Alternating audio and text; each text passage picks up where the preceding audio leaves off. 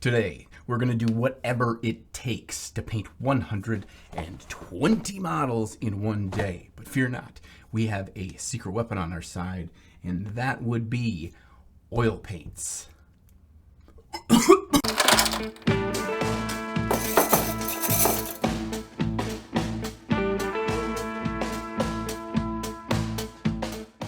When the Soulblight Gravelord army was announced, my unholy thirst once again became unquenchable. Visions of aristocratic vampires leading hordes of the undead danced in my head like sugar plums. And any good undead army needs to have giant piles of zombies, and so I bought 120 of them. What can I say? Sometimes I make poor life choices. And if I have any hope of getting all of these models painted and on the table ready for play, then I just need to rip the Band-Aid off. And that means taking one day and completing all 120. And that doesn't mean that I'm just going to make them look like garbage. Oh no.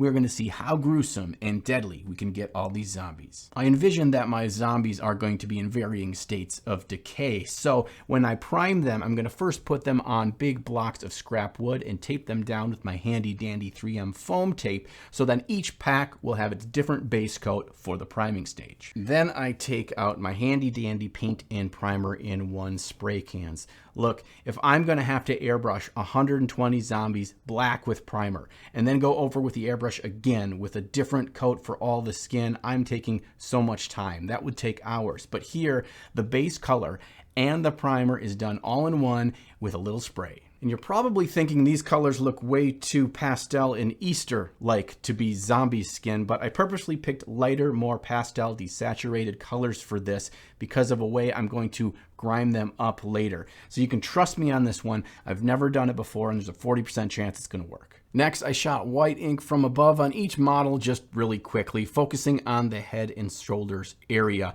This zenithal light, combined with the lighter primer colors, means that our highlights and brightest colors are already established. And from here, we'll just be working our way back down into deeper shades and shadows. And to be upfront and honest with you guys, I actually did the priming and the zenithal white coat the day before. I want to make sure that these two are fully cured before we start messing with the brush and all the other techniques we're doing. Otherwise, we could mess up the whole process. So if you needed an excuse to call this video clickbait, here's your chance. So I get up bright and early the next morning and get to work. I'm going to start with our good friend, the contrast paint. Because all of our base tones and highlight for all the skin is already established, this nice transparent paint will help us keep some of those highlights as we establish other basic colors around the model. It's important to note that not all contrast paint is created equal. Some are very opaque, colors like Blood Angels Red and Wildwood, and other colors like many of the yellows and oranges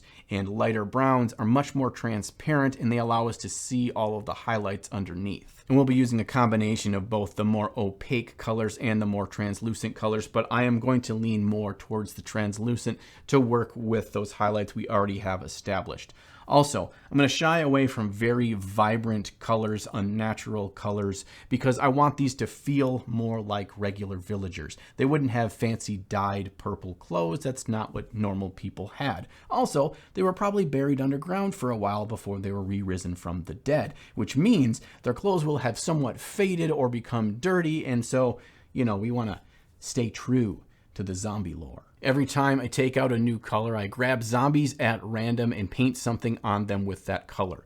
No two zombies have the same color scheme, and at this point, the only color I used throughout all of the models was the same wildwood brown for all the roots and the weapon handles. I want the horde to feel really like it's a mass of individuals, not all buried in their own clothes of some standard issue zombie regimen military uniform. For our metallics, I'm going to mix in some inks with our standard aluminum, try to create a more muddy, dirty looking metal rather than a pure shiny silver. Now I could do this with just applying pure silver and then going over it with a brown wash, but this will save us a step. Okay, well that didn't work. This turned out to be like a nice rich gold color, not at all what I was going for, but hey, look, now we got a new recipe for how to make our own gold paint. All right, let's try it again, this time with no burnt sienna ink, and that will give us a copper. Okay, this looks like copper. All right, again, ditching the ink, we're going to go to Pro Acryl's transparent brown. This stuff should bronze. This is bronze. This is bronze. Okay, we can work with this bronze. Let's add some transparent black to the mix and really dull it down and darken it. And okay, this is kind of looking usable, not perfect, but we've wasted too much time as it is with this stupid Sir Mix-a-Lot mixtape of Mixie Mixerson. Next step. I want to get a unifying color on all the bases before I move on to full gritty transformation of the zombies, and a mix of inks works great for this. They're both very thin and very potent in color. This means that we get a nice saturated layer in just one coat, yet it still maintains a bit of the highlights in the ground texture. What you may have noticed by now is, in order to save time, what I'm doing is taking our standard 2 to 4 step process that we typically use for making tabletop ready models, and I'm squishing it into one step. Now, sometimes this works out great, and we realize that some of those extra steps don't really help us all that much. And other times we realize, okay, if I have more time, I would do this and then this. But if we want to get them all done, and we want to try to learn and think about things in different ways, sometimes condensing what we do and finding what works and what doesn't will help us become better painters later. Batter painters later. Pancake batter painters later. And if you thought I was just going to paint 120 zombies with contrast paints and call it done, then you'd be wrong. At some point, we have to create a big jump in visual impact for these things to really feel nasty and undead. And that time is now. Today's video is brought to us by the #1 place for us creative types to get our learn on, Skillshare. Skillshare is an online learning community with thousands of inspiring classes for creators. Explore new skills, deepen existing passions, and go down the rabbit hole of artistic enlightenment. There's a ton of applicable classes to our miniature painting hobby.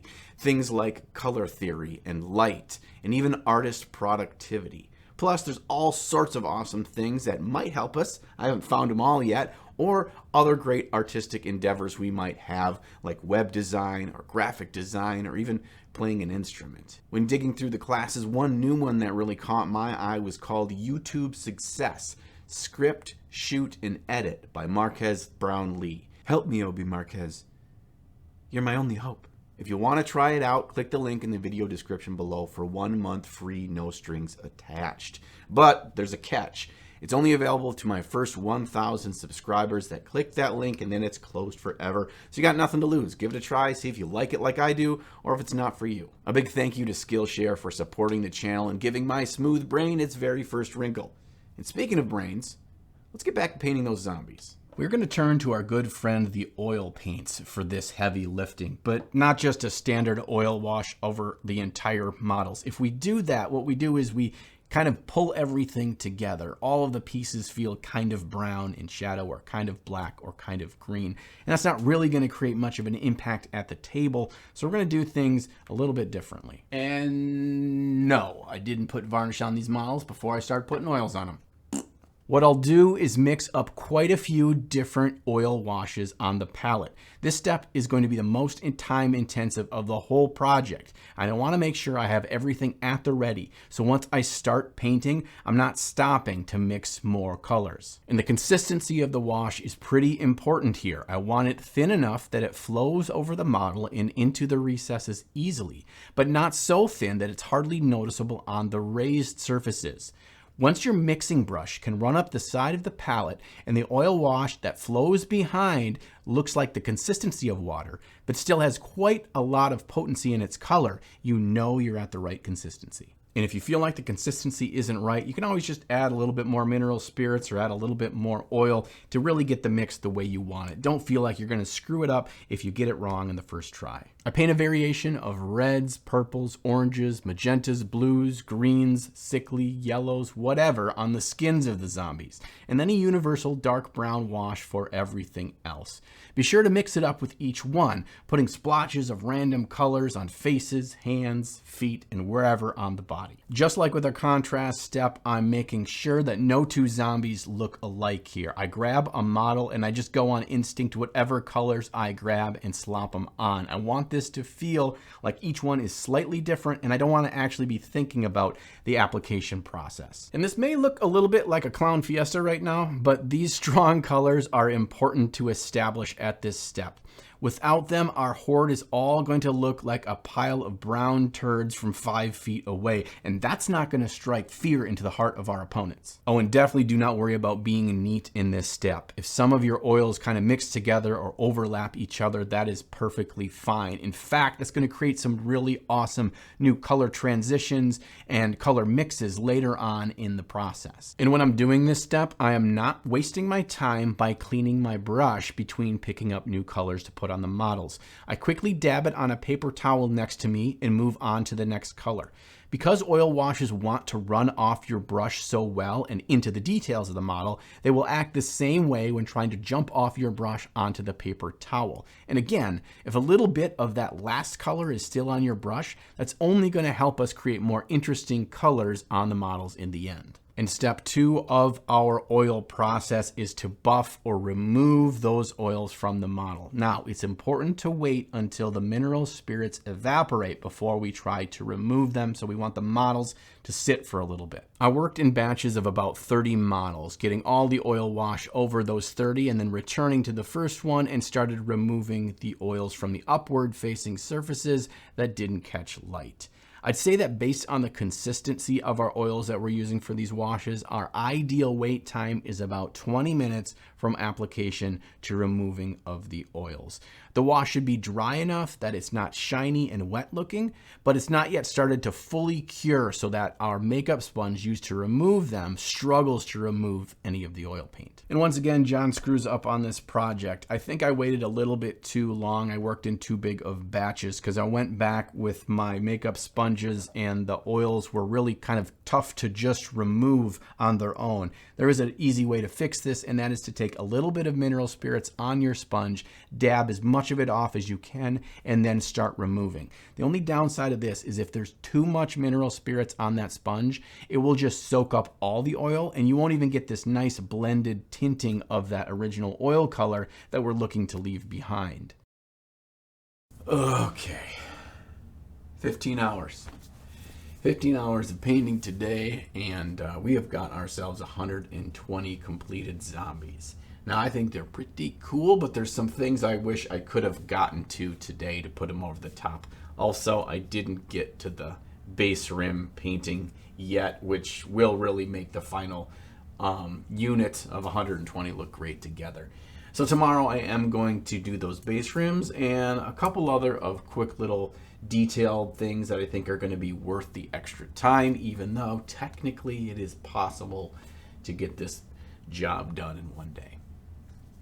Okay, technically we're done, but not really, because now is where the fun stuff happens. I'm going to take the next couple of hours to really knock out these models and take them up to 11. First thing I want to do is address all of our metallics in 2 quick steps. First, I'm going to add some quick highlights by taking a small old ratty brush and dipping it into our pure aluminum paint and rubbing most of that paint off. Then I just dab, jab, and stipple our metals to show some glints of the original color of the steel underneath. A brush with splayed bristles is ideal for this work because it creates random dots and scratches across the metal. There's no way these zombies would have nice clean edge highlights on all their blades. Next, I grab a nice rusty pigment powder and jab that into the areas of the metal where water would naturally collect and start to form rust.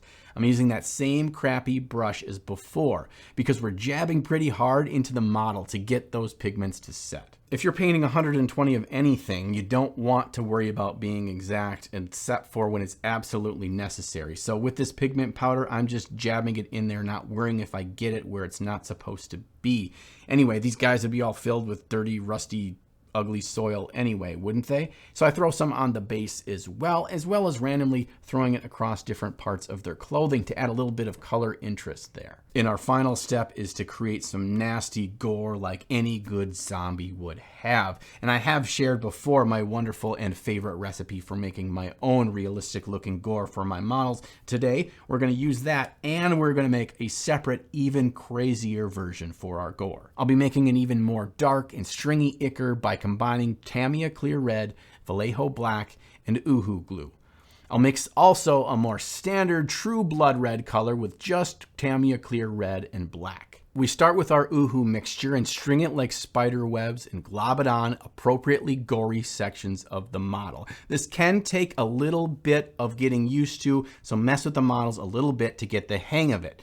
And then we can come back with our regular red gore and dab that into the surrounding areas to add some variation of color and show that true blood red. Oh, I did put a link to the UHU glue as well as all my other goodies that I'm using today in the video description.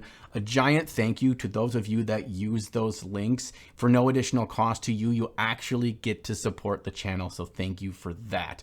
Oh, and as long as you're down there, you might as well just hit the subscribe and like button, right? Seems like a good idea. And now we're starting to see why it was okay to go so light and bright on the skin color. The dark, shiny ichor contrasts the pale skin so well, really pushing the horror movie meets grim dark vibe. Oh, and pro tip, when you're doing this step, make sure that you use separate brushes for your UHU glue mixture and your regular mixture, because the UHU glue will murder your brush. It is rock hard by the time you're done with this stuff. So this typically is the swan song for all of my synthetic brushes that are about to go to the great beyond.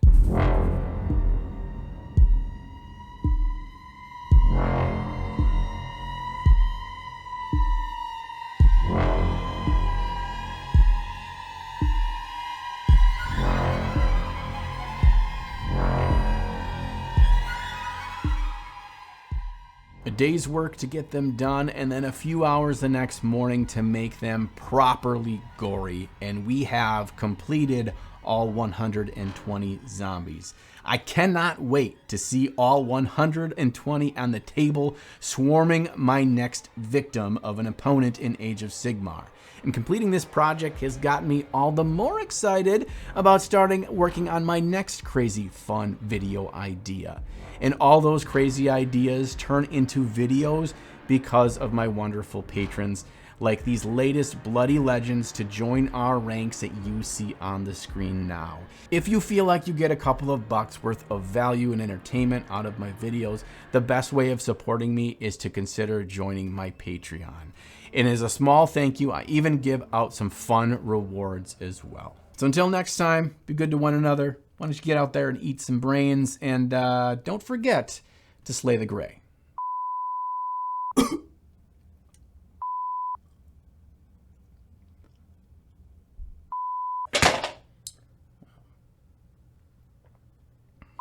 Using my handy daddy. Oh.